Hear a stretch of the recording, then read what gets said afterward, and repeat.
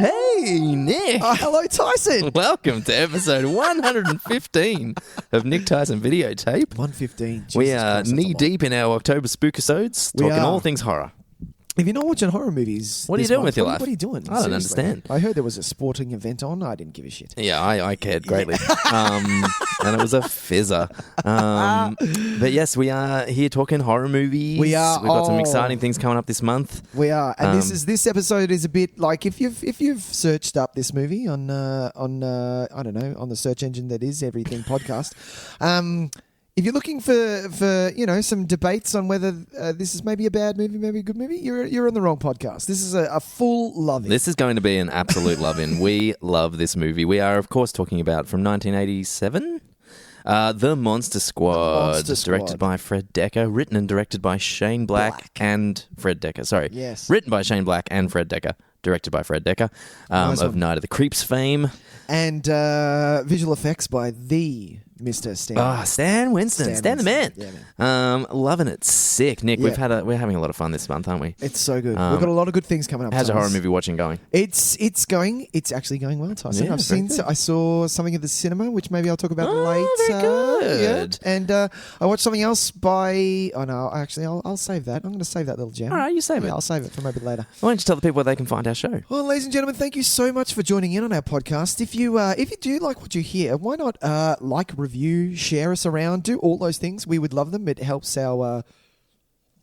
Good Lord, pardon me. It helps our algorithm. It helps our algorithm. Thank you, very muchly. Yes, more people can come and find our show that way. If you do like what you hear, so write a review. We would love it muchly.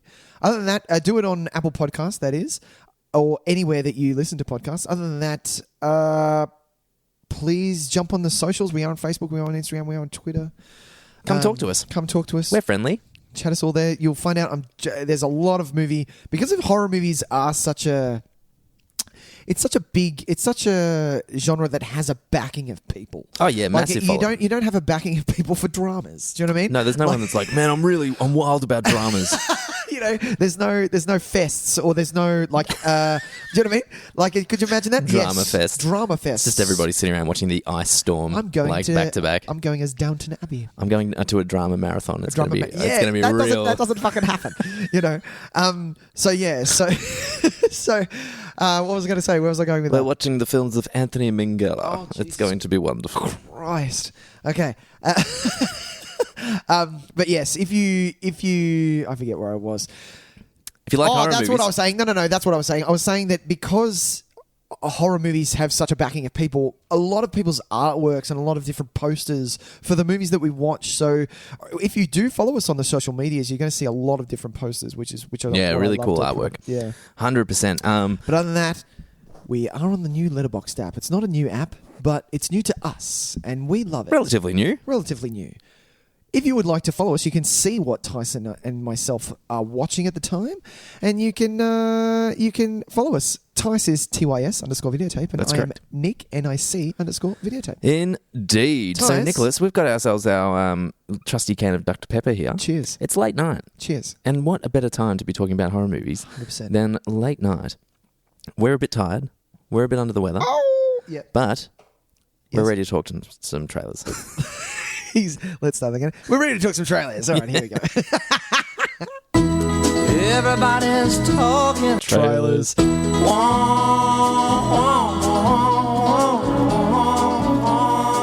right, here we go. All right, here we Nicholas. go. So, unfortunately, we are not talking a horror movie, though. No, well... So yeah. we'll keep this conversation pretty brief. We did want to mention this trailer because... It's a genre that we like. Yeah. But it's by a studio that still doesn't really know what they're doing just yet. No, it appears that way. Yeah. We are talking about the Tell 'em. Birds of Prey. Thank you. You know what a harlequin is? A harlequin's role is to serve. It's nothing without a master. No one gives two shits who we are beyond that.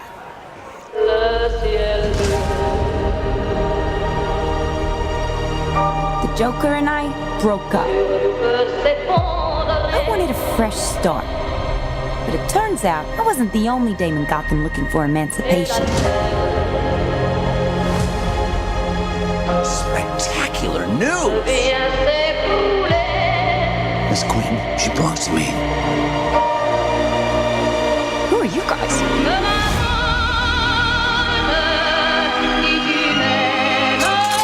Here's the deal, Quinn. You need me. He's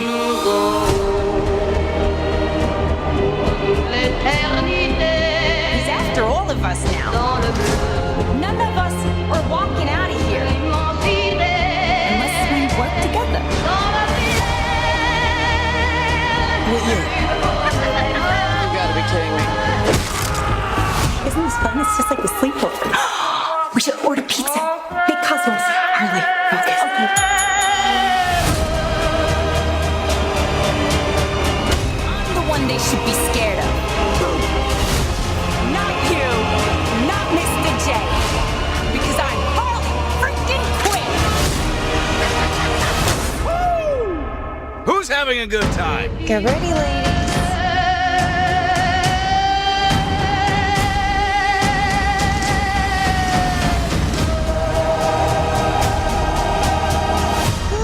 Psycho chick. I never call a woman a chick. I'll accept broad, lady, woman, and on occasion bitch. Bitch? What are you talking about? That for me, will you? So this has like a subtitle, what is it? Fabulous Emancipation of One Harley Quinn? Is that what it is? Fabulous? I think that's what it is. Let me have a look. The Fabulous, Emancipation of One Harley Quinn. Yeah. And...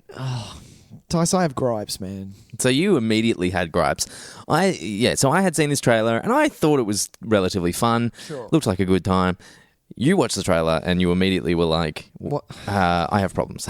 I do. I'm a big... So you express your problems to me, Nicholas. Okay, I'm a big fan of Harley Quinn, Tyson. If I let's just put it this way: if I happen to be blessed with a daughter, her name may be Harley Quinn.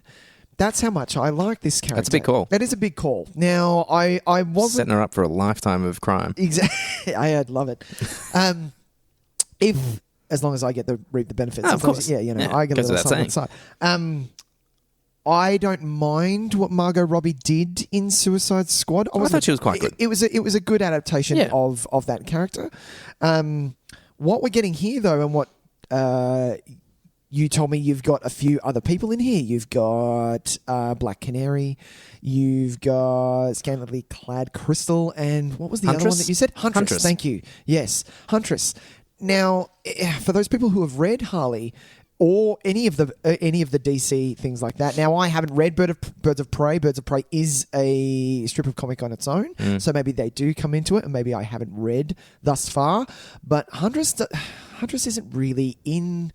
this category for me. She's more of the Batman family, so she helps out the Bruce a bit more than she does on that side of things. Well, wasn't this there was that short-lived TV series of Birds of Prey? There was, yeah, and that had like Barbara Gordon as well in it and stuff like that. Yeah, exactly. Was one of the main characters. So I think they were usually pitched as good characters, were they not? Yeah. So I think and especially after watching this trailer, I feel that.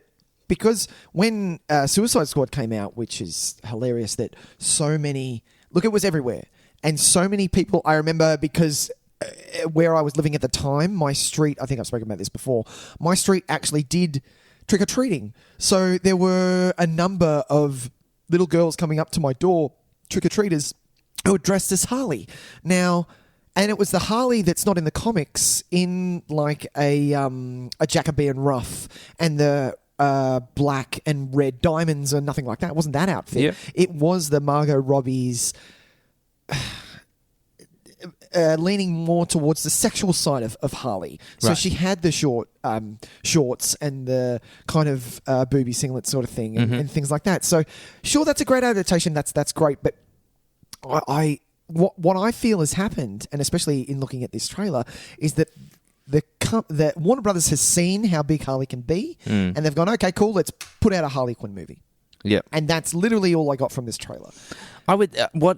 This trailer was a good time. What I found frustrating was that for someone like me, who I don't have a great knowledge of these supporting characters, I learned nothing about them from this trailer. There are shots of them, and they appear to be characters in this movie, but I I am no more familiar with any of them or what their purpose is or what kind of history they have or why they are even in this movie. Exactly. I have no more knowledge of that from this trailer than I had before the trailer. And that's a bit of a problem. Yeah. Because when you are selling a movie like this, you want to try and encourage people who maybe don't have that connection with the Harley. connection, or even with any of the characters. Yeah. You need to have some kind of like pathway in.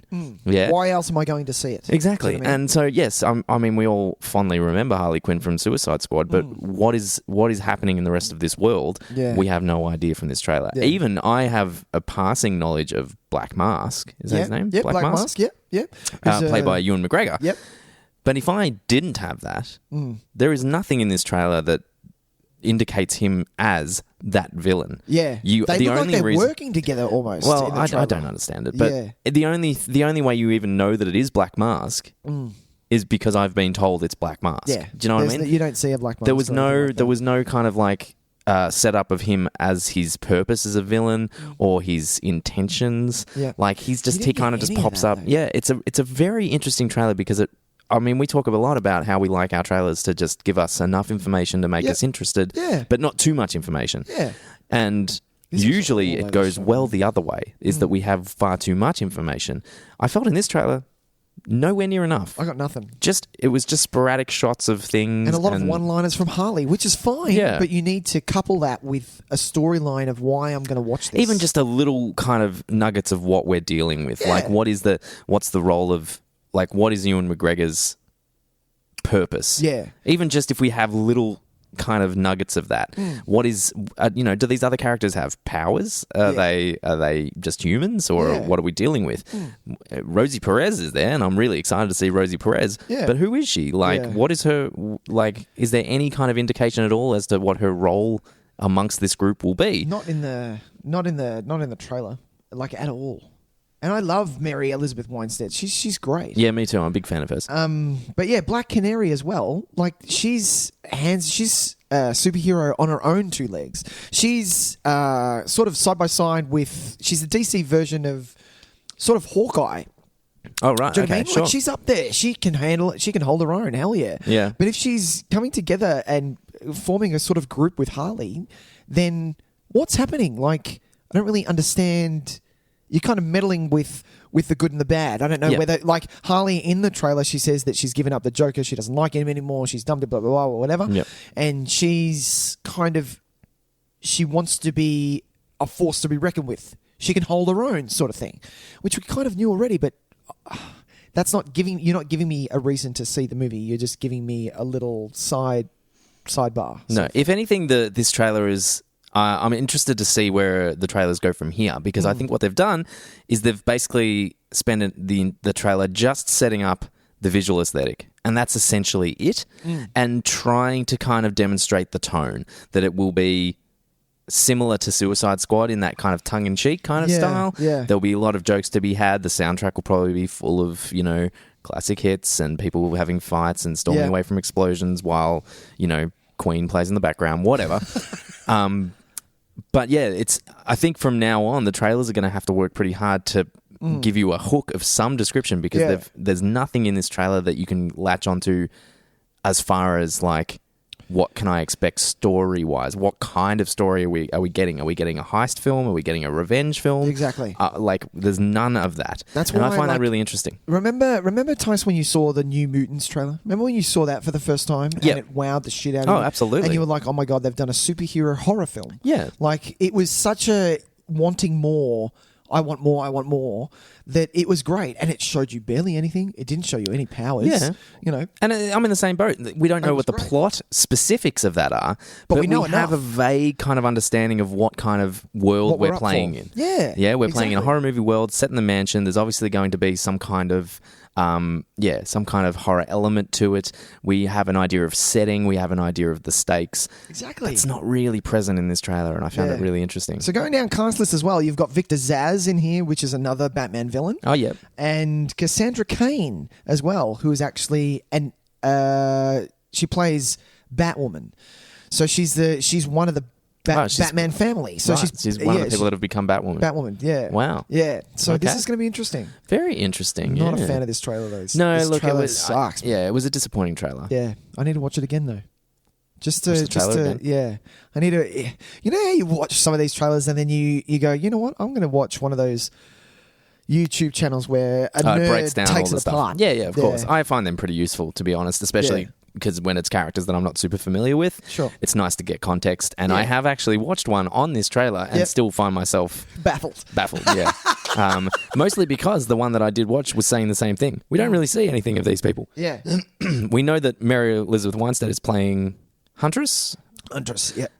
but she doesn't. I don't think she speaks in the trailer. No. Or she might No, have she one doesn't. passing word or something. Yeah. I'm like, that's Mary Elizabeth Winstead. Like, she should be kind of up there as a selling point. Hell yeah. And she's basically A supporting character, if that. if that. Yeah. They're treating her like it's, she's a nobody actress who's just happens to be playing this part and they don't want to feature her in any way. Bullshit, man. Yeah, it's very odd, very strangely put together trailer. Yeah. Yeah, so that's Birds of Prey. Birds of Prey. Tell you what thing, it's not going to make me want to watch Suicide Squad again. And I am going to watch that again. No, I never need to see I'm it again. I'm going to watch that, and I'm going to watch. Have you seen Aquaman yet? Yeah. You Yeah, have? I Yeah? believe I talked about Aquaman at one point in one episode. Oh. It was fine. Okay. Yeah. It was fine. It's probably, it was fine. yeah, it had its moments. Okay, sure. Generally, it was pretty dumb. Yeah. Probably the dumbest. Okay. But not aggressively dumb like Suicide Squad where it made me mad. Yeah. Just dumb. Just kind of innocently Just like, dumb. oh, that was Yeah. that was passable. Like, you're trying, but this is really kind of stupid. And Really? it James really, Wan? well, some of the directional choices really great. Like, Okay, there's some sure. shots in it that are fantastic. And that was he- sets sorry, it up really well? to But go back on this, but was he the extreme sports guy? Because jumping out of the plane. Remember when we talked about he it? jumps out of a helicopter at some point, Yeah. and he's still hee-hawing all over the place. My man. Yeah. Seriously? He's He's supposed to be the king of Atlantis. Break. Oh God, fuck me. It's more appropriate for Tony Stark to call him Point Break than Thor. Yeah, right. Yeah. How quickly is it? How great is it? How quickly they've just dismissed the Jared Leto Joker of ever existing? It's Oh, just like, fuck no, yeah. no, sorry, No, that we shut didn't the bed happen. on that one. Didn't Yeah. happen. Don't worry about it. He's not popping up again. You don't have to worry about it. Fuck. It's just like this movie's like, Yeah. Joker's out of my life, and Yeah. it's like, well, he's out of all of our lives. Thank Exactly. God. Thank 'cause- you. Hello, Joaquin Phoenix. Yeah. Yeah. Yeah. Shall we move on, Nicholas? Tyson, Time for our feature press. feature press. Let's do it.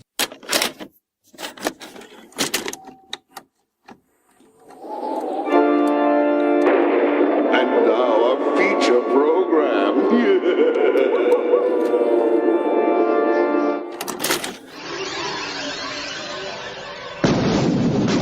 You know who to call when you have ghosts. But who do you call when you have monsters? We're the Monster Squad. What's a squad? It's like Miami Vice, I think. They're young and inexperienced. Naughty virgin. They're a bit disorganized. Monsters are not real.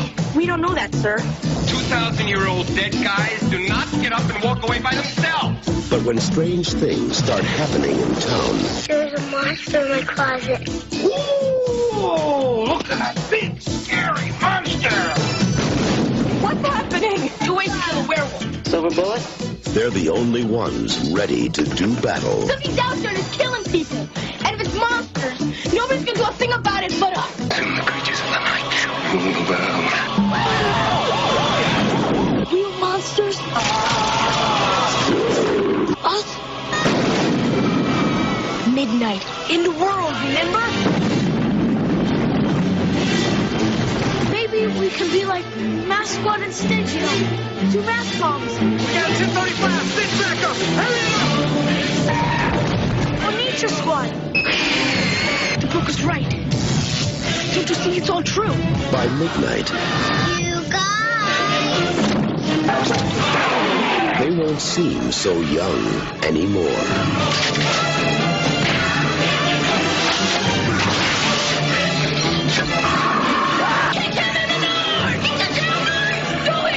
The Monster Squad. Wolfman's gone mad.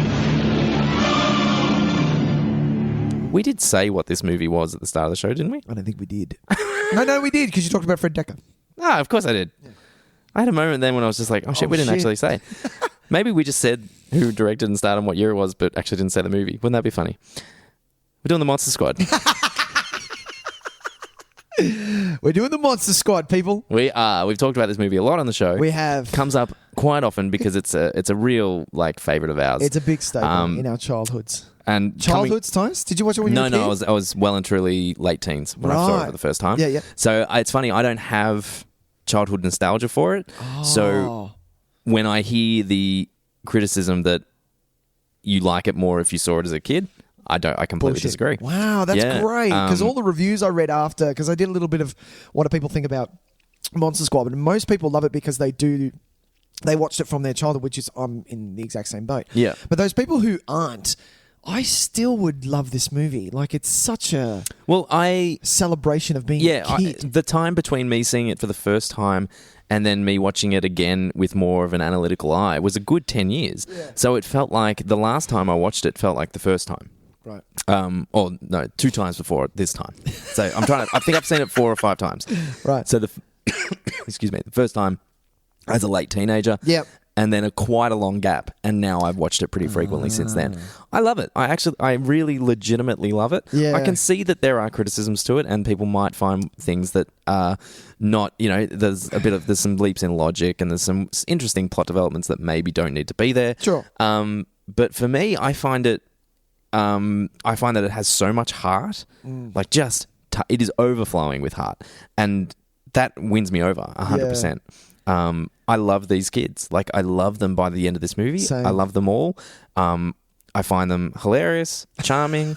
I find their bond completely believable. Yeah. And they'll be friends for the end of time. Yeah. And I want to be part of the gang. I want to be part of the gang. It makes you want to be one of the Monster Squad. That's the thing. I want to be in the club, desperately. It's so good because it embraces, like when you were a kid, wanting to kill monsters with your friends and have a clubhouse like they do and a monster test that they have.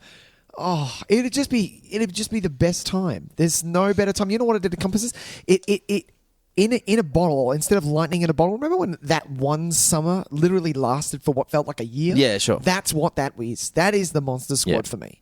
Sure. That is what that is, hands down. 100%. And then you're getting it coupled with this, the Hammer Horror classic monsters that we know. Or the Universal. Sorry. Yeah, the Universal monsters. Yeah.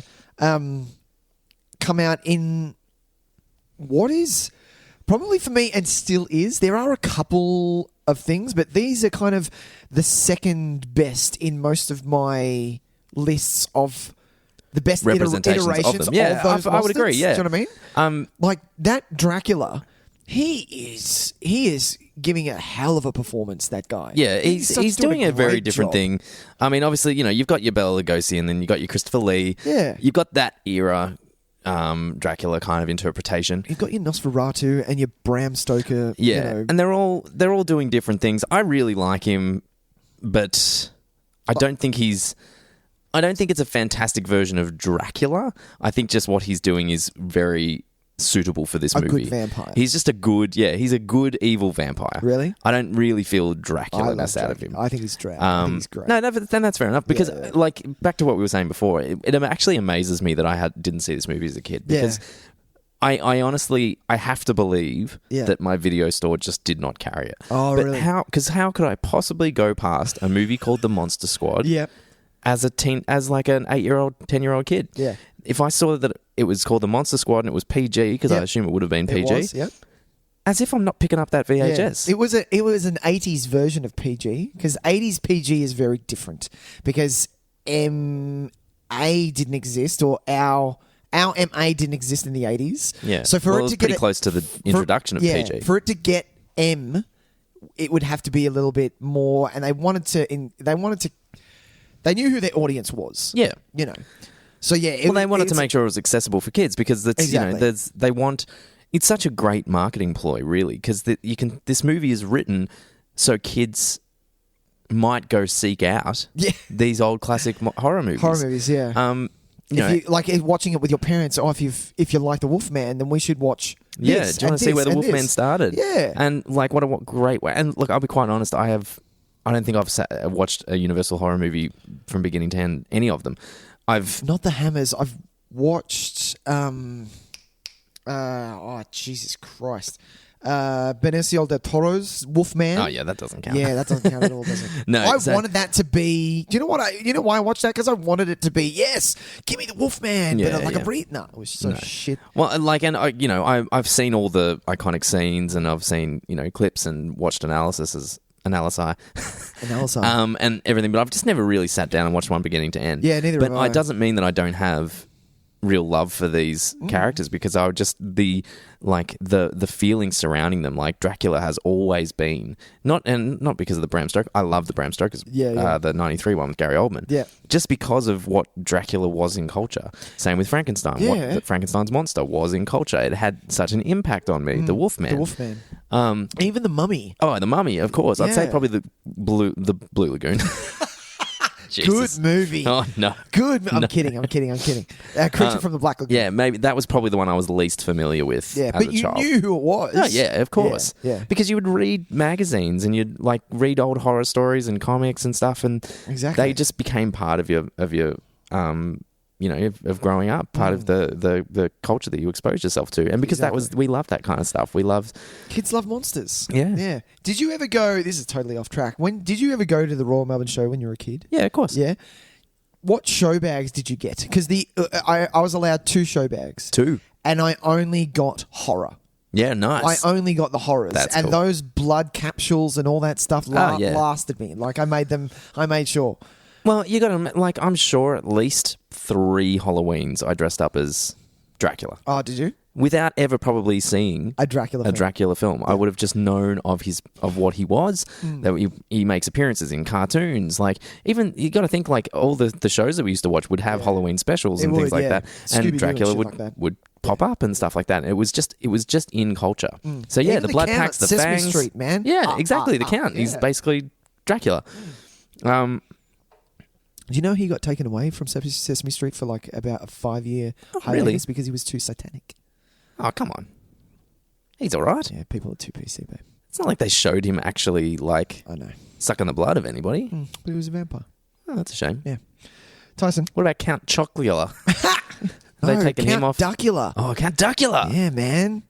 God, that was good. That Don't was you good. open that trapdoor? Trapdoor? Nice. Fuck yeah. How good was that fucking movie? Yeah, kids horror, man. The best. This, Tyson, Yes. Monster Squad, 1987, is Yes. the quintessential 80s movie. Oh, man, it's You tick some boxes in this movie. You do. You've got the cool guy and the hot girl. Yep. You've got the cops kicking ass all over town.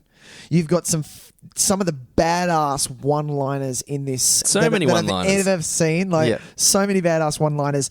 And then you've got one of the best montages where they get themselves ready. Oh, like, this is, I'll tell you what, this is how much I love this movie, is that when the montage kicks in, yeah. I'm up on my feet. I'm like, yes, montage.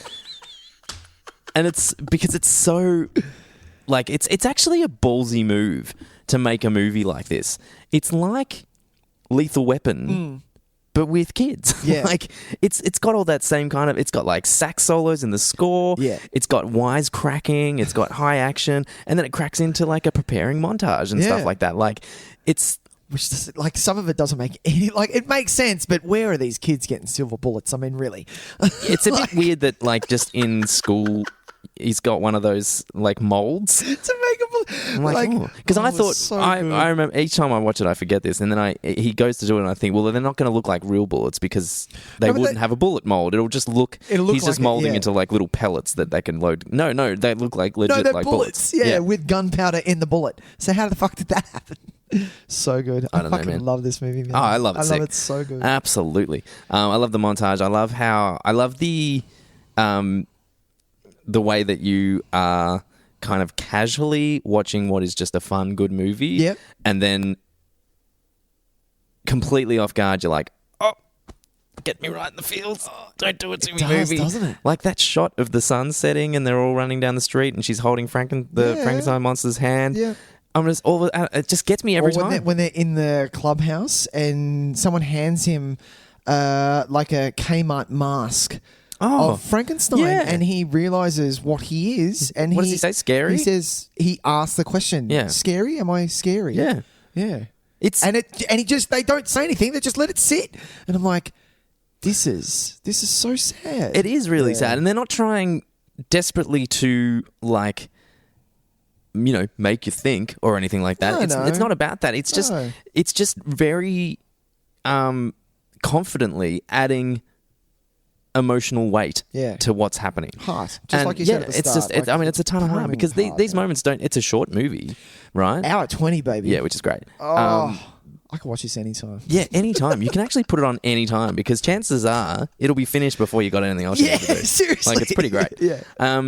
And so, you know, in a movie this short, you would watch it and think that it would just be packed to the brim with action. Yeah. Like, not like movie action. I mean, doing stuff. Doing stuff, yeah. But it's not. It gives itself moments just to sit and kind of learn about these people. I really like the scene where the dad comes up on the roof and sits with him while he's at the drive-in. One of my favourite scenes. I would love to do that. Do you know how good would that be? I'd love to live near a drive-in. Oh, Jesus. To sit up on the roof and this shit? Yeah. Is there? Can you buy a house near Coburg Drive-In? Is that a thing? No, your probably best bet is to do the one near Dramana. Oh, yeah. Buy the house near Dramana, man. I'll live down in Dramana. That sounds wicked. Near the beach. How good is that shit? Go surfing? Dude. I've never surfed in my life. You can't surf near Dramana.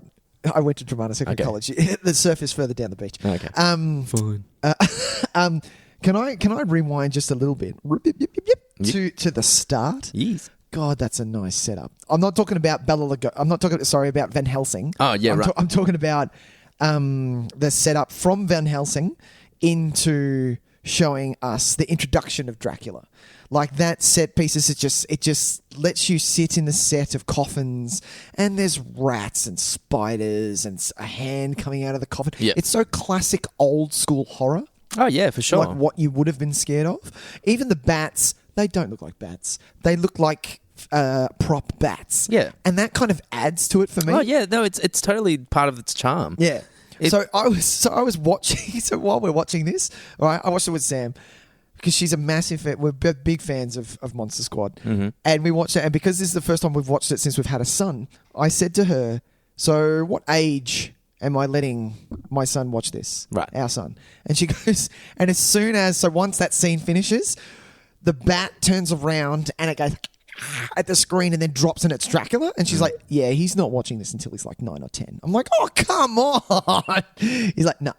This is scary as hell. No, it could be scary, but it obviously stays this side of really terrifying for kids. But I'd say, look, that's probably not too far off the mark. I'd say anywhere between 7 to 10 is probably a good starting point for something like this. I watched it 8. I think it was 8 and 9, I think. I think that's probably right around where it sits because it does have some moments. And there's also the thing about it now because it was made in the 80s. It was. And so there are some moments that you'll have to stop and have a little bit of a teaching moment with 100%. And say, 100%. Hey, look, I know we don't say these words anymore. Yeah, things have because they're not changed cool. since then. Yeah. Don't just because if you see a kid who's fat at school, don't call him fat kid. Yeah, that's not cool. Yeah, we want to be really respectful of people. Yeah, you know. But he does. Like they take it. It's kind of like same with Chunk in the Goonies. Like, do you know what I mean? Like they are his friend. Yeah, sort of thing. So he's one of the group. So. Yeah, it's just that they call him Fat Kid a lot, don't they? They call him Fat Kid to the point where his name is Fat Kid. It's not Horace. Well, that's it. It's almost gone beyond a description. It's his name in their eyes. Yeah, but don't call it. But don't do it. Yeah, and you know, there's a few F-bombs dropped that we don't like. There is, and we don't want to hear anymore. Yeah. But I feel like that casual conversation, like referring to homosexuals, as like in a negative way. Yep. And look, we talk about this all the time. It was the 80s. We've come leaps and bounds. We've come a long way since then, and it's not cool to use those terms in a derogatory way. Yeah, I don't think this movie. The F-bombs are not cool, but like it's more like it's more like the way like we used to as kids. How you'd say something is gay. Yeah. Like 100%. You weren't actually saying it. You weren't saying it was gay. You were saying it was stupid. Yeah. Yeah. It's got nothing to do with what gay actually means. It was just what the word then assumed at that point, and it was like the word was being repurposed. But it's still bad 100%. because it's got that connotation. But we as kids didn't understand that connotation. Exactly. We were just using the word. Yeah. I had to actually on that topic. I had to teach my mum because she learnt that from me and my brother what you just spoke about. and she would use it in the same context. Right. Got nothing to do with the sexual preference at all. Yeah. Using the word as a different word, right? Sure. And I had to re-educate her as to, Mum, we don't say that anymore. She's like, yeah, but and that's She's like, fine. yeah. That's a good thing to do. Yeah. And maybe watching a movie like this is actually a good thing because you can say, hey, look, this is what the words we used to use. Since then, we've grown up a lot as a culture because we want to be more accepting and understanding, and that is a derogatory term. 100%, so, 100%. yes, it might have been acceptable at one point, but it's not anymore. So now it's time to, move on in the world. So it could be a good opportunity to kind of show it in action in a film that it's not as harsh. Yeah. Because you do get it. There are movies, the movies that use it now, I feel are using it for a reason. They're using it to make you... They're for older generation movies, though. You're not going to find a character that you're meant to be, that's meant to be a protagonist in a good way. Like, you can't support a character now that uses terms like that. Yeah, exactly. So if you want an evil character, or you want to show someone that is intolerant, or, has a negative view towards people different to them, then they will maybe use that term. 100%, yeah. How do we get onto that again? Showing what age to show it at. Showing what age. Yeah. And there's also things like, we have a passing moment that pays respect to concentration camp survivors. Yeah. So, that's another opportunity because at some point, maybe your son will turn around and say, hey, Dad, what's with the numbers on his wrist? That is such Pause the movie. That is such a for an adult, whoever's watching that, because no kid is picking that up. I didn't pick that up for years watching that part. But that's why I think it's a deliberate choice because I think they're saying that... There are monsters in this world that aren't.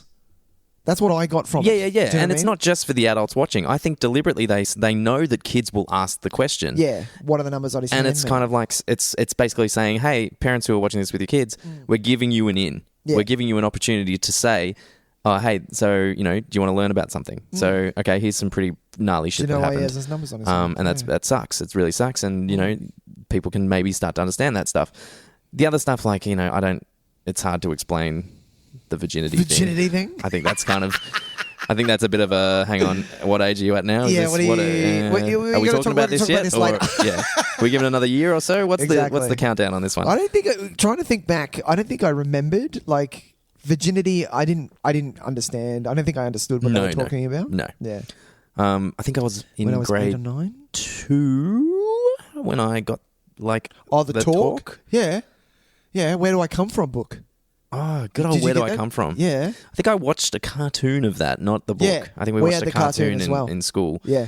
Oh, in school? Oh, my parents showed me I don't remember. Showed me the cartoon. I remember the conversation being pretty awkward with my parents. They struggled. They struggled, yeah. No, my parents were okay with it, but then I took the word penis and just used it. I just went, penis, penis, penis, penis. I used it so much to the point where my parents had to go, Nicholas, stop. Enough. No more penis. Penis! I would just yell it. It was so fucking funny. Here we go. Nothing has changed. Anyway, so Monster Squad, basically, if you want your kids to know anything, just chuck it on. Just chuck on Monster and Squad. then pause it appropriate and go, all right, cool. Well, we're going to talk about this. And then keep playing. It's like you tick it in for all kinds of things. Exactly. Like, I don't know. Not all old German people are scary. Exactly. All Wolfmen have nards. Wolfman's got nards. God, I actually really love that moment when he's like, kick him in the nards. It's so funny, isn't it? God, it's such a good movie. You know what I loved watching it this time? Is the fact that this house down Shadowbrook Road, why hasn't anyone burned this scary house to the fucking ground? Clearly it has some things like... I was asking Sam, she's like, yes, but you live in Melbourne, Victoria, and our country's fucking very young compared to, like... Well, where are they meant to be? Is it California? I have no idea. Jersey? Utah, Jazz. Utah. Give me 2. But yeah, I have no idea. So the fact that like this house in the middle of nowhere is sitting there with it looks like a New Orleans fucking plantation house. Yeah. In the middle of this town. Who knows where it is. But I love, oh God, they do it so well. Like the shot of the house and then backing onto the Shadowbrook and then their clubhouse is right there. Yeah, yeah. Like it's so well done. That's why Eugene gets his Twinkie taken. I feel so sorry for Eugene throughout this whole movie, man. Yeah, Eugene has a rough run of it. It's a rough run. Yeah. Like, but he's got the cool dog, so he does. It all works out. Petey. I love that dog. Yeah. It's a good dog. Tell me you weren't just like hanging the moment where they all put hands in. And you're like, tell me that dog's going to put that paw up. He's going to put that paw up. Oh, he put the paw up. He is. He's so good. It's so good. I love it. God, that's good. It makes me laugh every time. All right, let's go down. We've talked about Dracula for a little bit. Yep. Great performance. He's strong, menacing. I wasn't a big fan of the cape. I think that's the only thing that's pulling away because it is a classic, like, black on the outside, red on the inside cape. I'm like, but I mean, it looks to me like the creature design, it's basically like they didn't go for like what's the most scary we can make him. It was like, let's put him in the actual Halloween costume version. Yeah, right? I know. Because that way kids can really have a visual cue and really relate to that. Recognize who they are. Completely recognizable. Yeah. So I understand it. But yeah, it's a bit, Yeah. But I like it that way because that's how, if, you think of your classic Dracula, that's what you think of. Exactly. You don't think of anything really other than that big red flowing cape and the fangs. I'm going to hands down say that this iteration of the Mummy is at the top for me. This is the scariest Mummy that I've ever seen. Mummy is scary. It's fucking scary. Yeah. Especially, like, one of my favourite scenes is when they're just driving along the road and the Mummy just comes out of nowhere and jumps on the car. Oh, yeah. And they're all just fucking screaming. Yeah. Give me some slack. I love the screaming. You're closest. Give me some slack. Don't be a wuss. God, it's so good. Yeah, and I like. They all have a moment to be threatening. Yeah. Which is really good as well. Like, it's not just the Dracula show. No. Like, everyone has of those, their moment. Like, the Wolfman, I think, gets a really good run as well. He gets a few. I love his transformation as well. And I mean, this is the thing. You've got to have a transformation. You've got to do it. And they actually do a really good one. And they do a really good one. Yeah. To the point where it's quite fucking scary. It is scary. And he busts out of that phone booth and just howls. And you're like, fucking runs off into nowhere. And you're like, really fuck, creepy. Fuck. Yeah, it's a phone booth in the middle of nowhere. That's the other thing. Yeah, it's like at a gas station or something. Jesus Christ. Yeah. But how good is that? Like in his first start scenes as well, where you see him and he's just a man saying, "You've got to lock me up because I'm a werewolf." Oh, beautiful! I fucking love those moments. This is another thing that you mentioned, that the pace of this movie, everything just kind of starts happening all of a sudden. It's just that, like, there's not really like it's not a slow burn not at a all. moment. It's just all of a sudden in one night, a mummy escapes, a wolf guy shows up and says, "I'm a werewolf." Dracula lands in the thing after falling out of the plane. Yeah, I love the plane scene, by the way. So good. I just love, like, it's the banter between those two, Yeah. and you know that that's Shane Black. Yeah, well, all of the small supporting characters are so well defined. Do you know who's great? The cop. The cop's partner. Yeah. Yeah. So I mean, the dad. I actually think the dad is excellent too. The mum and the dad have a really. How great is that dynamic? It's not really ever like, we don't have these. It doesn't become a plot point. It's just something that exists in the film. The fact that they are potentially on the verge of a divorce. Yeah. Like it's not focused on. It's not. Yeah. It's just rough, and it gives us, maybe it puts a bit more understanding on why Sean is so invested in this and his friends and the Monster Squad, because maybe he's trying to get out of it. And you have that scene where they're arguing and he's listening. He's listening and he can hear and he sees his parents arguing, but he focuses on something else. Yeah. Yeah. But yeah, and it's not necessarily played out massively, but you get to see that this relationship is, it's maybe falling apart, but by the end of the movie, you kind of have hope that they will be able to pull through.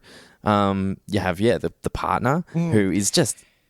He's so good, isn't he? He's so great. His dialogue is so clever and funny. Delivered well. He's so well delivered. He's really makes such a great impact in very little screen time. Yeah.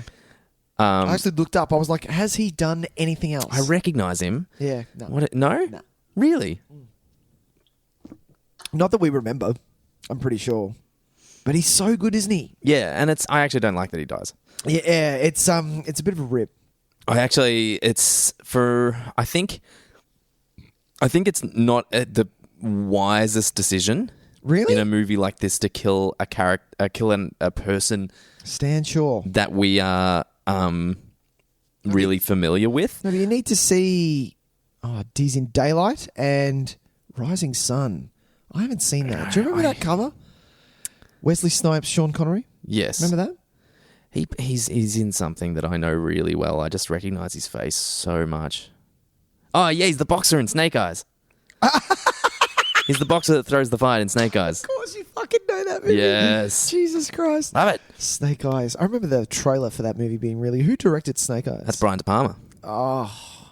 Jeez. It's not bad. It was not a bad. I remember like the trailer looked so good, and then I watched it. I was like, this is not what I wanted. Yeah. Anyway, the cop is awesome.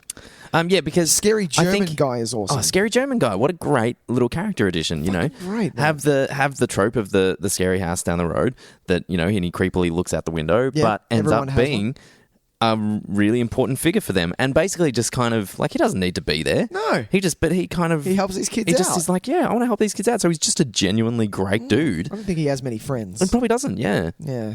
they're probably all dead. Oh, Jesus. I didn't think of that. I'm sorry, it's a bit sad, but probably Okay, he fair deal, probably is yeah. pretty lonely. And that's why when the kids come over, he's more than happy to help them. I love how he's just reading the thing. And he's like, "Oh, this is interesting." Yeah. Not like, "Where did you get this?" Yeah, where have you... Is this for real?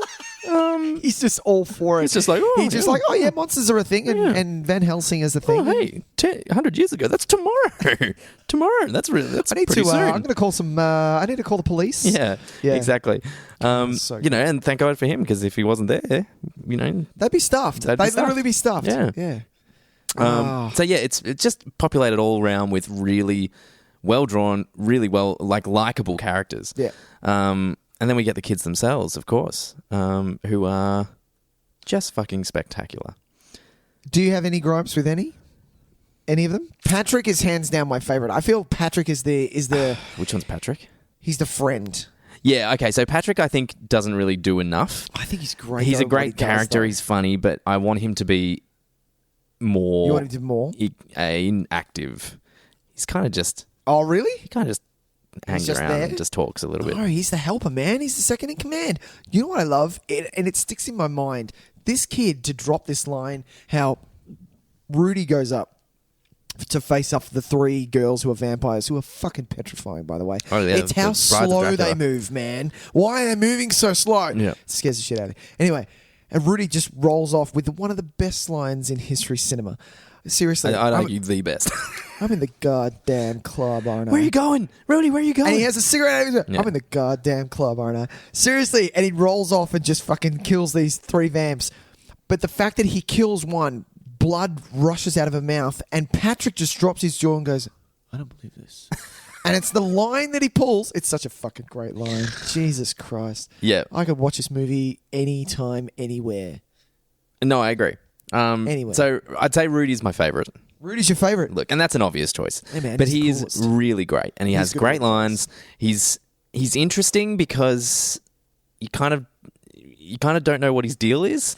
He's obviously older, but Yeah. he's hanging out with younger kids. So he looks to be like, and he's smoking. yeah, he's totally just puffing away. There's Man, a lot of he's so smoking in this cool. movie, and I There love is a it. lot of Like, it's a smoking. kids' movie, Yeah. and everyone's punching darts. Yeah, man. It's wild. And that's those things that you think about in the 80s, and you're just like, man, everyone punched darts, and man. like they're all the things they call each going other. on? It's so great. It is so good. The names that they call each other. Have you ever been dorked? Yeah. Like, what the fuck does that mean? So And you could never get away with this stuff now. You could never, because it would just be. We're like, and look, I get it. We you want to educate and be, it's not about, I hope, it's not encouraging. You'd never want to encourage a kid to smoke, but there's something No. about like seeing these characters that doing that stuff that makes it feel more real. Yeah. Because, obviously education and all that stuff is great, but it still doesn't mean that there aren't kids in junior high who are pinching a ciggy off their parents Yeah, and man. going to have one Smoking behind on the oval. smoking on the oval, having a quick one, behind a swimming pool to test it out, and not even inhaling and blowing it out and being the cool kid. Like, that will happen forever. Always. So to see that in a movie is actually a little bit more realistic of a representation of what kids are like. Yeah. And because it's like completely forbidden from showing it. It's a flat ban. Yeah. Even from adult movies, for fuck's sake. Well, it's so rare these days. I remember. I hate it. I love when a movie, any movie, pulls out fucking cigarettes. There's something It's fine. about a really good smoked cigarette in a film. Yeah. Like, it can mean so many different things. Yeah. There is like a victory cigarette or something like that. I also always one of my favorite ones. I've got 3. Keep going. Oh, okay. Yeah. One of my favorite ones is we talked about this actually when we Yeah. did the episode on the Fifth Element. Oh, When yeah. Bruce Willis gets comes out of the wall and he does one of the greatest all-time exhales. Like, he's clearly loving that cigarette so much. Yeah, that's very true. One of mine, which we've also done an episode on, which is Long Kiss Goodnight. Oh, yes. And she kicks Samuel L. Jackson out of the car, and he doesn't get up, and he lays on the ground. He's just been kicked out of the car and rolled on the bitumen, and the first thing that he does is put a cigarette in his mouth and go, yep, I'm on the ground. I'm on the fucking ground. Yeah. That one. The other one actually is Aaron Brockovich. Oh, yeah. Yeah. So, no. Aaron Brockovich? No. Oh, fuck. It's Julia Roberts. Julia Roberts punching a dart. Yeah. It's not Aaron Brockovich. It's my best friend's wedding. Yeah, okay, I think. maybe. Sure. She's dropped on the ground and she's just dropped her bag and she gets out a dart and it's her hair because she's got massive hair. Yeah. And the dart and it's just she's at her wit's end. She's had enough and she's just gonna have a cigarette. It can be a really useful storytelling tool. Man. So good. Yeah. I forget my third one. It'll come back to me. Yeah, cool. But yeah, so it's nice to. I know it's bad in some regards, but it's kind of nice to see kids doing it. And there's not Constantine. That was the other one. Oh yeah, Constantine. Yeah, the one he has at the end. All of them. The one at the end, but all of them. Is all all time in that movie. Yeah. How when he goes to exercise the first demon, when we first see him, he takes a cigarette, puts it down on the side of the thing, and you see it slowly burn. Yeah, and then he picks it up and it's out. And he's like, oh, for fuck's sake. So good. So good. Yeah, well, because Rudy's entry is just iconic. The bike, putting out the cigarette, making the kid from the Wonder Years eat the dirty Snickers that's on the ground. Fucking eat it, you dropped your candy bar, EJ. Yeah. But it's such a great, and that kind of characterization just does not exist anymore. Like the tough guy, kind of 50s greaser kid who, gets away with all kinds of shit. Yeah. And, he's the coolest. He actually is the coolest. He was the coolest. But yeah, between him and Phoebe, I think, are my favorites. Oh, Phoebes? Yeah, she is so good. The cutest. The cutest, and not in a way that you're just like... Oh, you're insufferably cute. Yeah. No, she plays it well. She's actually a really kind of pretty clever actress too. Yeah. Intuitive, can be really turns it on when she needs to. When Frankenstein gets sucked through the portal, it is heartbreaking. That is a little hard to watch. It really is just heartbreaking. And it's because of her. She's just so good at that. She's selling it, man. Coupled with the score that is fucking awesome as well. Yeah. Oh. I'm trying to think. I think my favorite part from her is when she's got Frankenstein and Frankenstein's monster. I have to keep correcting myself. Yeah.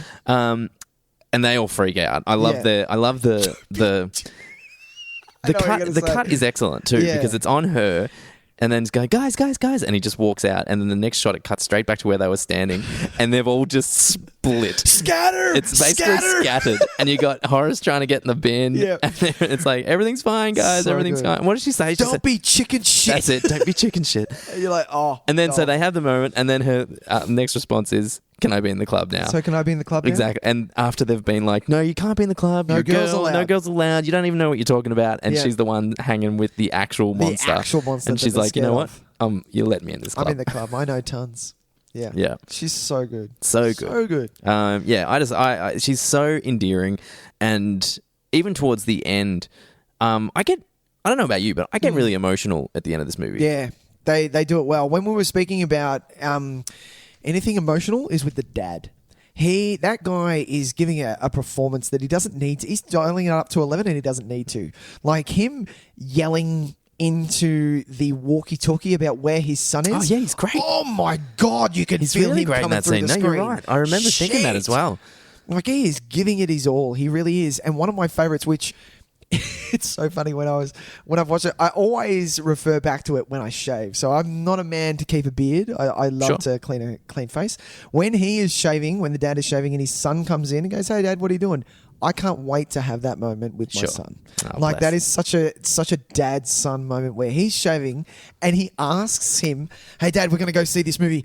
It's going to be really awesome. Can we go?" "No, mate, you got to babysit." "Oh, come on. No, you've seen it before. They're going to see it again. It'll be fine." But then it's the little kicker, which is so small and it's such a throwaway bit that he goes, "Oh, fine. can I have $5 anyway? And the dad goes, absolutely.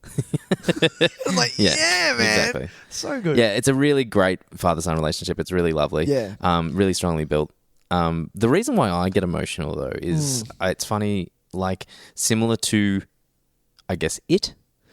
Oh, yeah? Is that the kids come into their own in that battle. And they are really endearing kids because you can tell no kids that are forming a monster club are the cool kids. No. Like, they're the nerds. And they said that from the start, like when they have the monster club and they make their own, monsters up and things like that. Yeah. So these kids aren't like, they're not the popular They're not kids. the coolest. Because that doesn't exist. That's not a thing. Like, you don't form a monster club in your treehouse. Yeah. If you're cool, because if when you're cool, you've got endless supply of friends and things, and these are the actions of people that need a close knit kind of surrounding to friends like them to feel at home. Yeah. And so seeing how they all rise to the occasion. Yeah, man.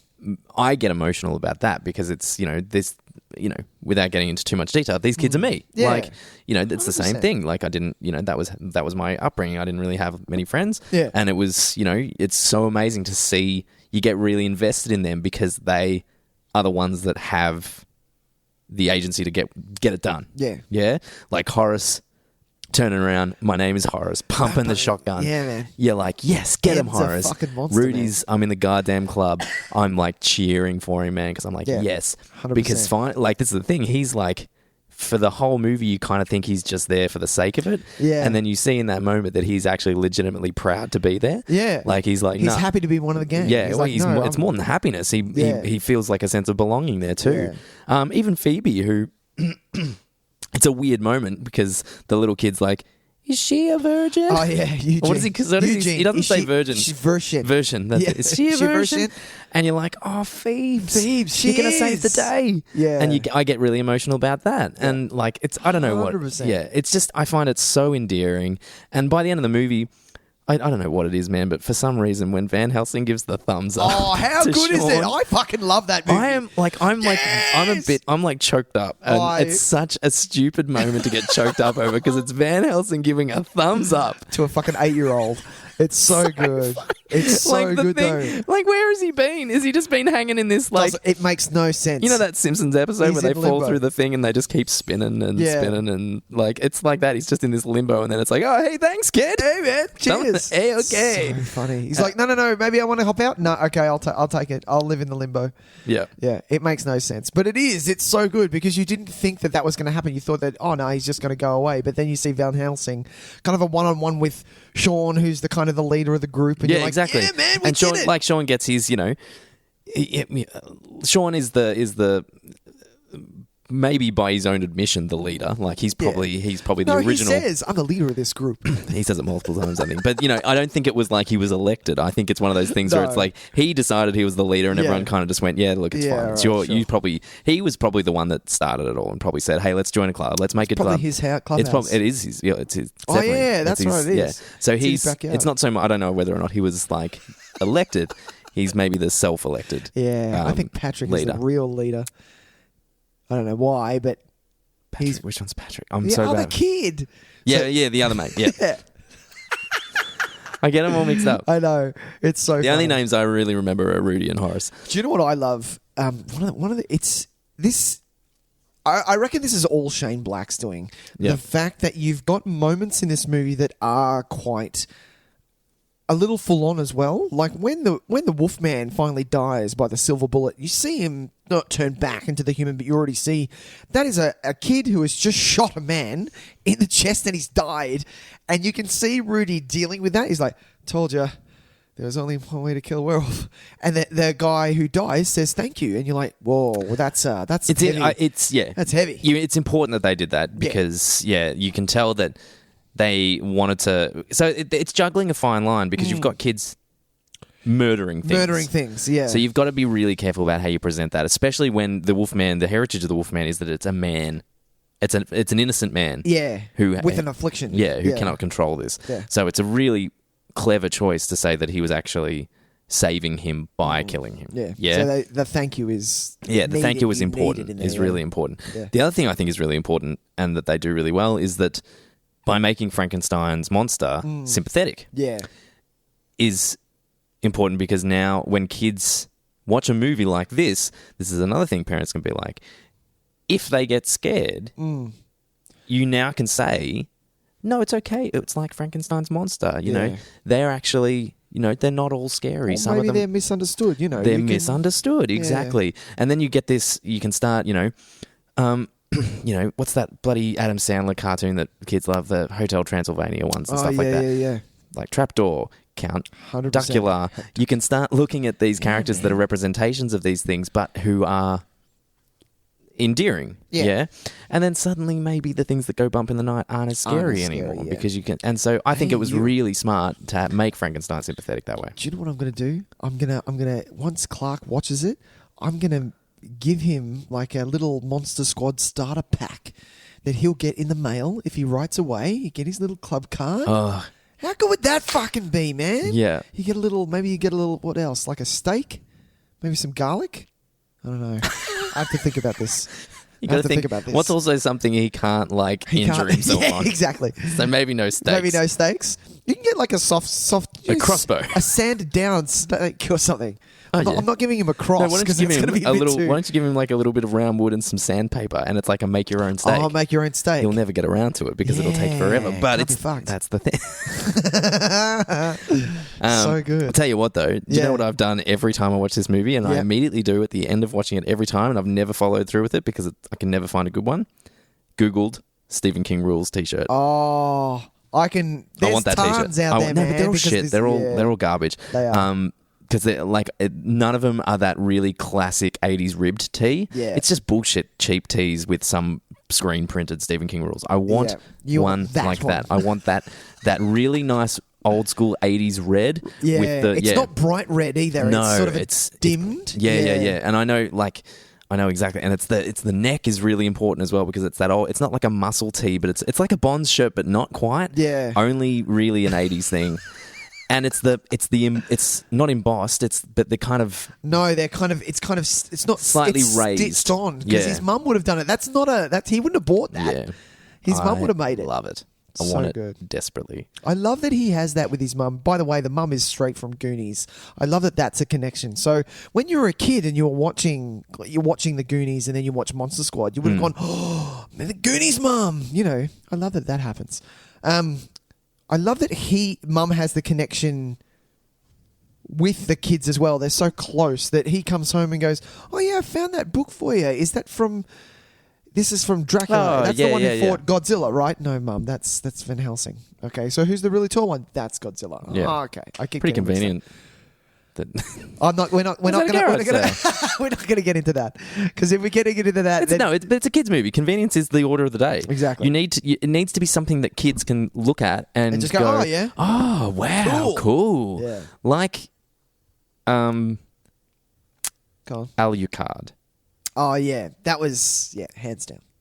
It needs to be something that kids can understand and work out themselves as well. Yeah. And go, "Oh, it's Dracula backwards." Yeah. You know what I mean? Like, 100%. And we as adults might be, "Oh, that's a bit lame."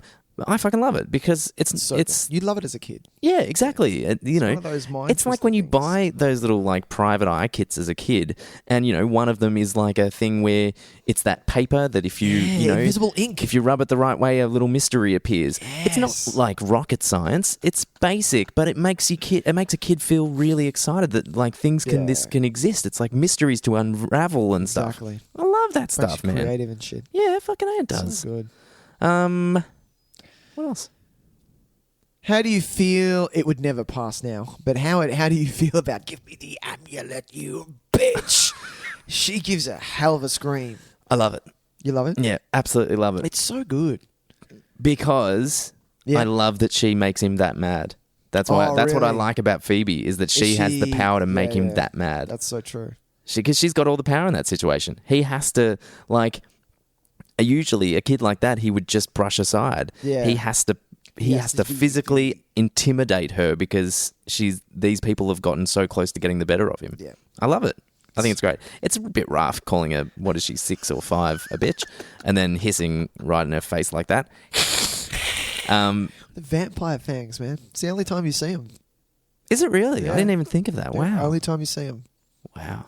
He wanted it more poignant, and the actor who plays Phoebe was scared of him, and she had to. It's a little elevator thing that she goes up on. Yeah, sure. While he picks her up, and I read that she asked, "When do you want me to scream?" And the director went, "You'll know, you'll know." And they didn't. And when the actor reveals his fangs and he has red eyes in at the same time, that scream is very real. She's got a great scream. Real. Yep. She does that really well. Good movie, man. So good. So there is really only one other thing I want to talk about, Nick. Yep. And that is the fucking amazing rap at the end of this movie. You love these, don't you? I do. We talked about this when we did fucking Teenage Mutant Ninja Turtles. Yeah. They're so good. Do you like it? This is probably my favorite of those. Oh, really? Because it is straight out some terrible guy just going, and Dracula's here, and the Wolfman too. It really The mommy's is. going to come and scare you. It's so good. Oh, I know. I love it. So I love much.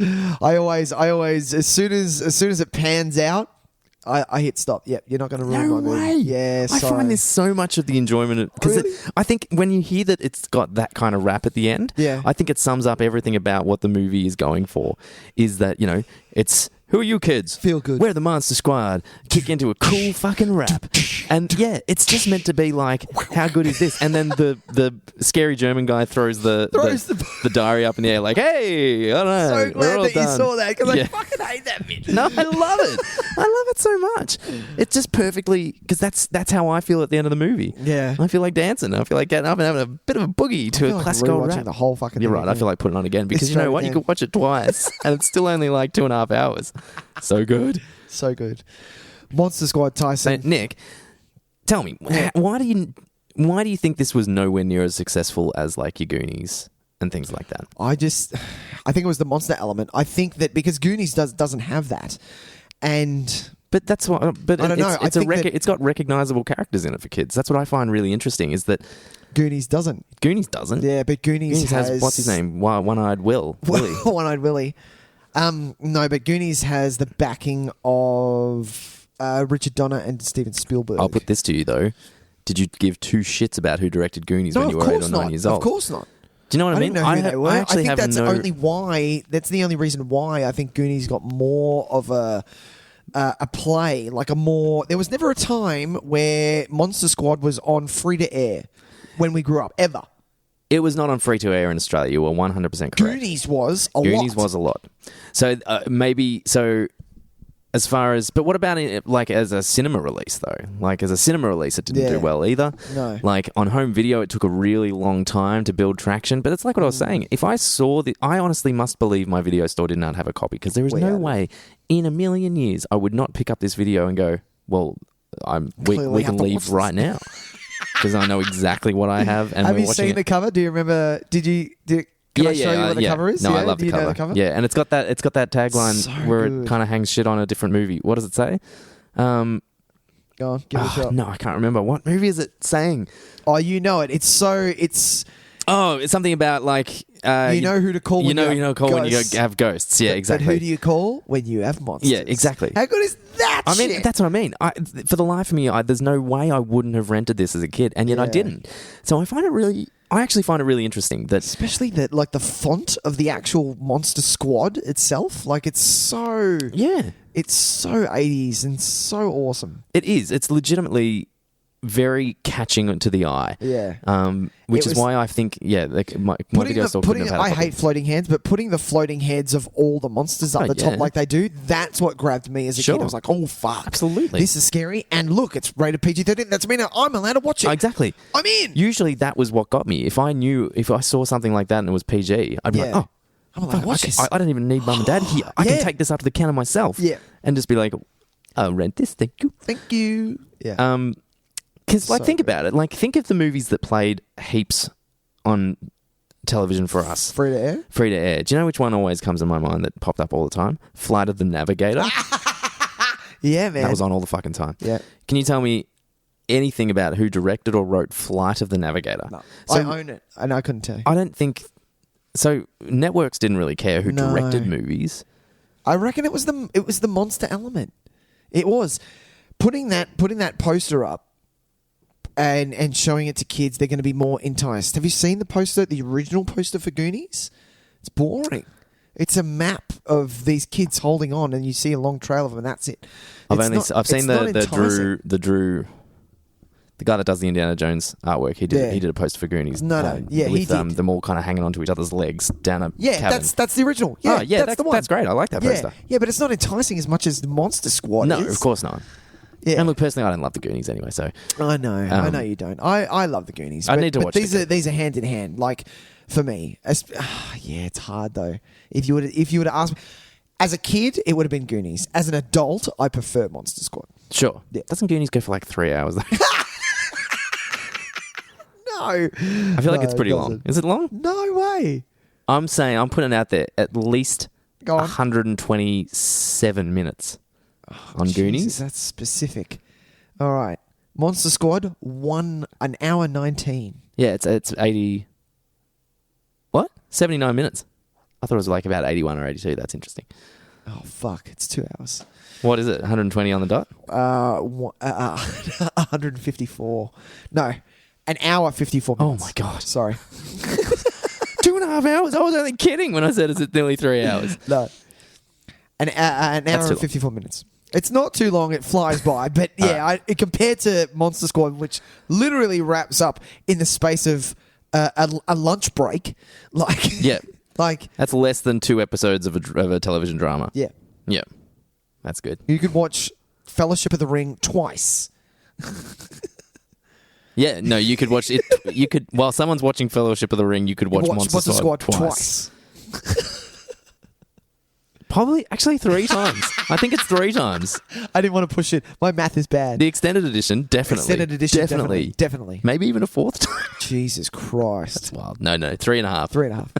3.5. Oh, God. Monster Squad, man.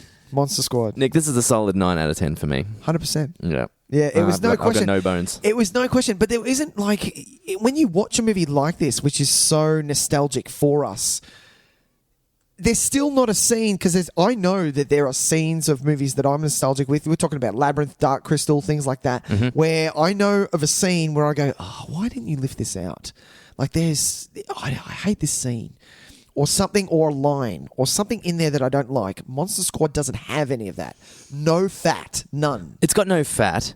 There is stuff that it would be nice that wasn't in there so that you don't have to then try and explain it later. No. It's all part of its charm. It is. You know, it's of that time, and it encompasses it so well. Sorry, I didn't mean to say it's part of its charm, because it's not. It's actually, there's stuff in it's not cool. Yeah. Like, Rudy using the camera to look at the girl. Exactly. That's not cool. It's not cool, man. Yeah. No, but this is of that time. It's very 80s what this movie did. Yes, and we're not going to blame the era for incorporating things that we have now grown out of. Yeah, and realize that they are not cool anymore. No. But yeah, it's one of those things where like it's hard to show. So imagine someone hadn't seen the Monster Squad. Sure. Right? And you sit them down, and in the first 10 minutes, we've got 2 F-bombs, an H-bomb. Yeah. Someone looking out the window, peeping Tom and a girl changing clothes. Yeah. And you kind of like, and a little girl who calls someone else a chicken shit. Yeah. Yeah. Although I think that's actually really quite endearing. Kids swear. Get over it. Kids swear. They do.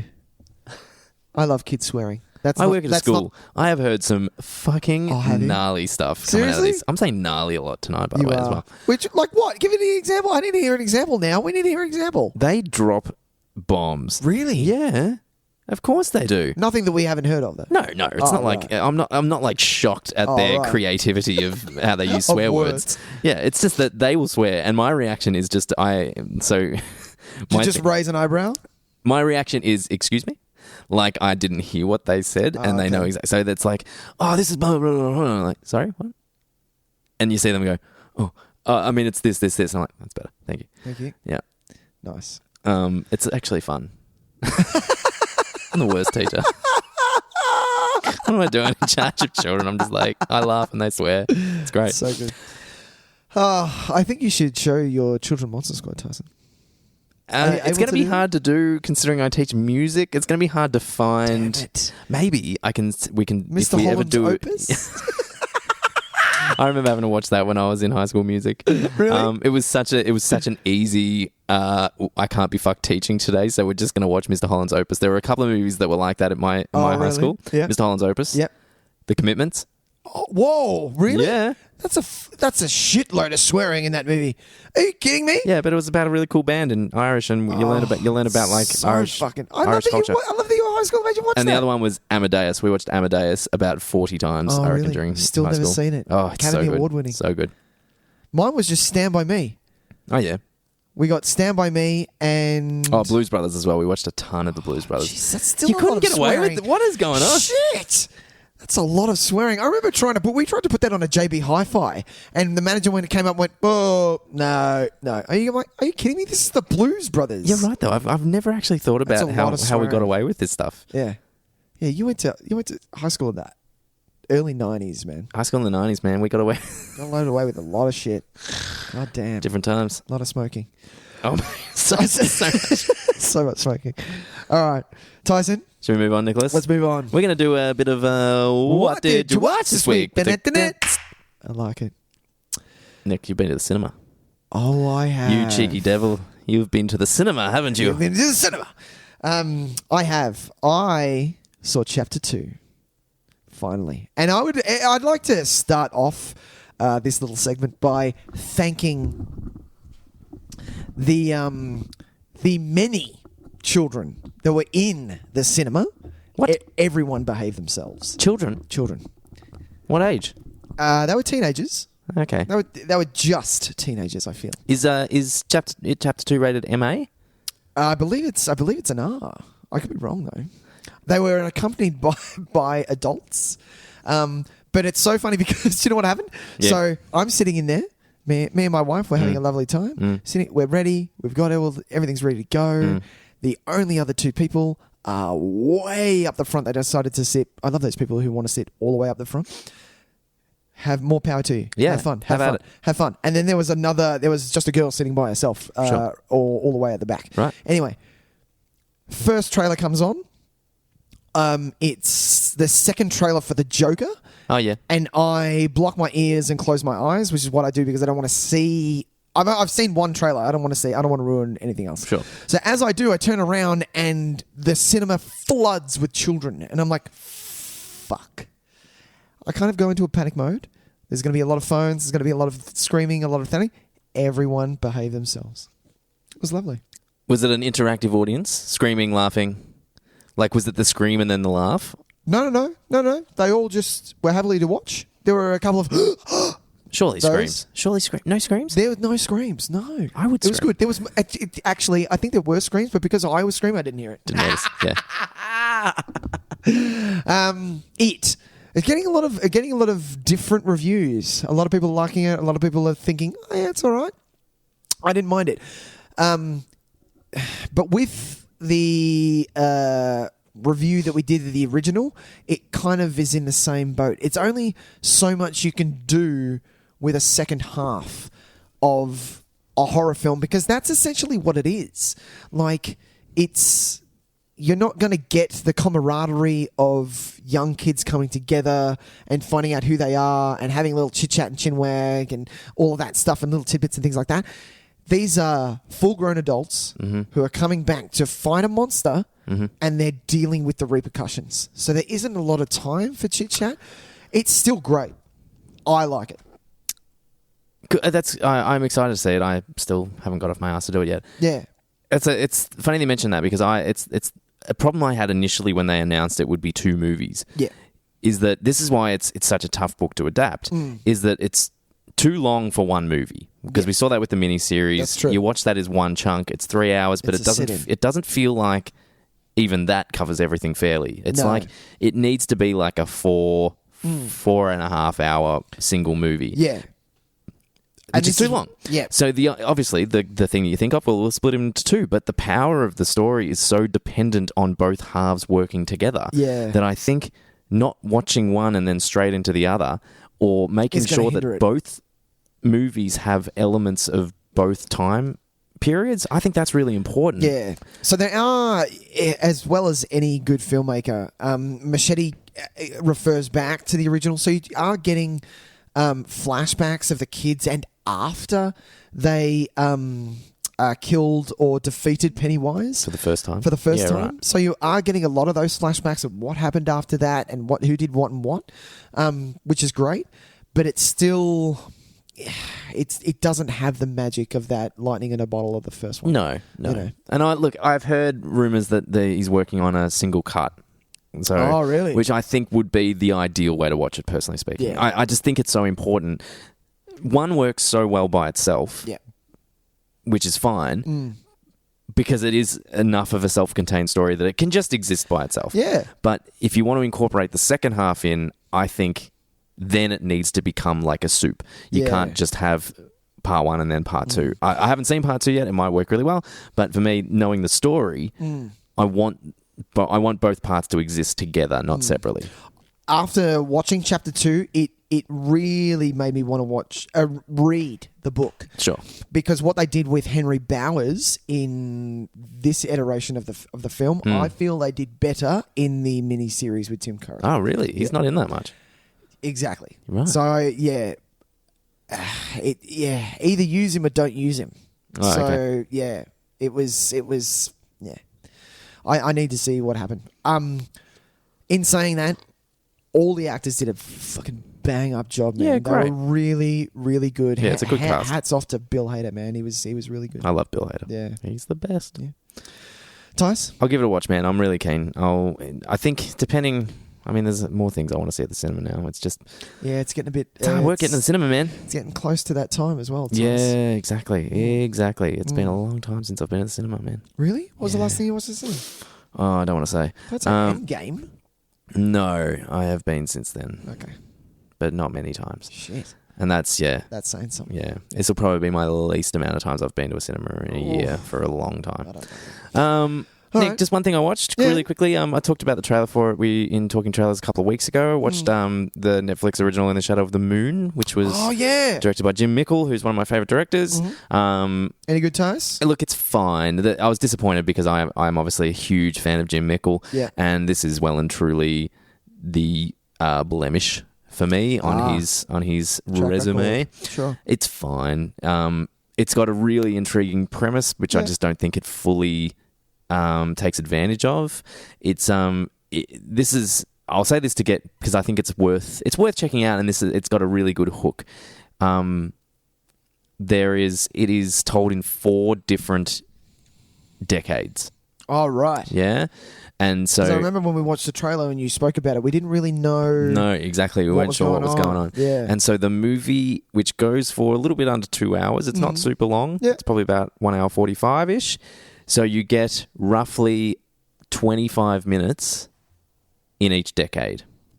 Okay. Like, so, and it's there are 9-year gaps between it, and it's all the same actors. Okay. And it's got something to do with a serial killer that continues to reappear Okay. after those 9-year gaps. That's interesting. Yeah. So the premise, top notch. Really, really, I was into it when it began. Like, I was like really intrigued by it all. Sure. Just as it went on, as Execution. movies like this do sometimes, the actual resulting plot is nowhere near as exciting as the potential for what it was setting up was. Sure. But yeah, just in the first 5 minutes, there is the serial killer who appears every 9 years. Yeah. The killings that take place. I'm just going to explain this. It's not a spoiler. Yeah.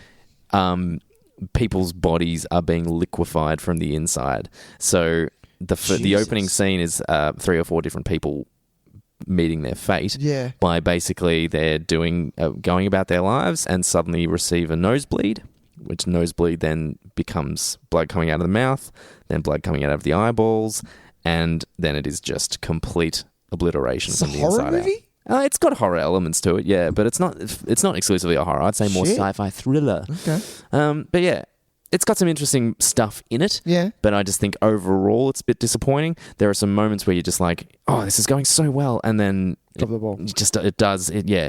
It's the definition of not sticking the landing. Damn. But still worth watching though. Nice. And that was called In the Shadow of the Moon. Shadow of the Moon. Yeah. Nice. Nick, I think that's going to wrap us, my man. Thanks so much, ladies and gentlemen, for joining us. If you are listening to us on any form of podcast, which you clearly are, Of course you are. Remember to like, subscribe, share, rate, review, all of those things. Yep. Catch us on all the social medias where we'll post all sorts of posters. We won't post many for Monster Squad because there's only one really good one. Oh, okay. Fair enough. Don't you think? Yeah. Have you seen them all? I haven't had a good look, but Yeah. I'll take your word for really it. good one. Yeah, that's man. fine. Made me sad. All All right, we'll post that one. Yeah. But other than that, we're on all the socials and follow us on the Letterboxd app. Tys is TYS_videotape and I am Nick_videotape. That's correct. I love how we do that and most podcasters do. Follow me on Twitter at, Nick. No, I cannot for Twitter. Yeah. No, don't follow us. I mean, on you that. can follow us on Twitter, but you can follow us get on links to Twitter. new episodes, but that's about it. Yeah. No, I post. No. you do some I'm stuff the on Twitter as well? Yeah. Yeah, nice, great. You get different posters on Twitter. Cool. And I'm on Twitter, but no, follow me on Letterboxd. Yeah, follow me on Letterboxd too. I prefer that. It's way cooler. Next week, Nicholas. Tyson. We're doing the return of a segment that we haven't done. that I haven't you done. haven't taken part in. No. This is a I'm segment excited. originated by myself and guest of the show, Jemima Bucknell. We Yep. did on an episode you were unavailable for. It's a segment we like to call... You show me yours, I'll show you mine. And this is a really fun little experiment where we each pick a favourite movie of ours that the other hasn't seen. That's true. And we get them to watch it and then we have a chat about it. So my God, the two oh my God, movies oh my that God. we're talking about, Nick has suggested for me that I'm going to watch Cronenberg's The Fly. exactly, and I am suggesting for Nick that he watch 30 Days of Night, the David Slade vampire film. Nice. So we're going to have a bit of a chat This is about both fucking of those exciting. movies This next is week. really fucking exciting. Yeah, I'm really excited to watch this movie, man. I've heard wondrous things about it, and I've seen all the gifs, and ready to be grossed out. Bring it on. Well and truly. Bring it on. Nick, Tyson. see you there, buddy. See you there. Okay, bye. 100 years in the darkest night, the forces of evil come out to fight. The amulet they must destroy, or spend forever in the darkest void. Who can stop that deadly might? Who will stand up for the right? From the mouth of babes comes dynamite. The monster squad gonna do tonight. First came Dracula, now the Wolfman too.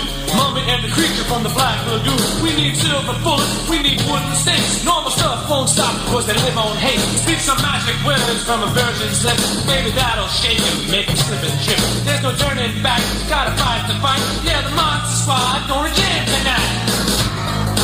Monster squad.